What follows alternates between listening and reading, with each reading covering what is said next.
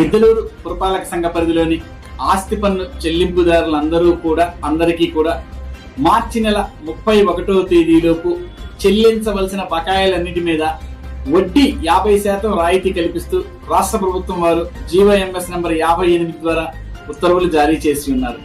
కావున గిద్దలూరు పట్టణంలోని ఆస్తి పన్ను చెల్లింపుదారులందరూ కూడా ఈ రాయితీని సద్వినియోగం చేసుకొని మార్చి 31వ తేదీలోపు ఆస్తి పన్ను బకాయిలు, నీటి పన్ను బకాయిలు, ఖాళీ స్థలం పన్ను బకాయిలు, ఆక్రమణ పన్నులు, D&O ట్రేడ్ లైసెన్సులు అన్నీ కూడా చెల్లించవలసిందిగా కోరుతున్నాం.